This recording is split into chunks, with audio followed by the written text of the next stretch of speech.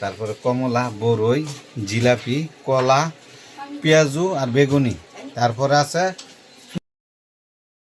আপনারা কেন ইফতার করেন আমি জানি না, এটা কমেন্টে জানাবেন। তো আশা করি আপনারা ভালো আছে। আজান দিয়ে লাগছে।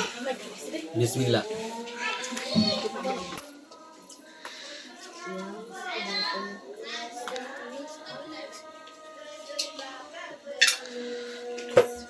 আপনারা শরবত খান না?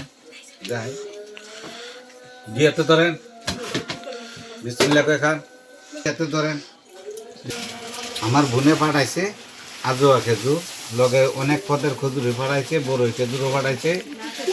এই যে বড়ই খেজুর, এই যে আজোয়া খেজুর, হ্যাঁ অনেক রকমের খেজুর পাঠাইছে। তো বিসমিল্লাহ।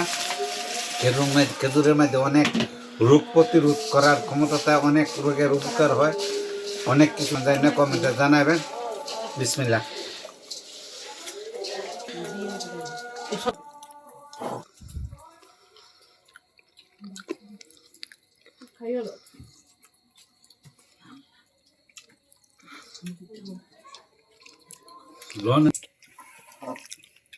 মুখে খান তো জিলাপি খান, আপনিও খান।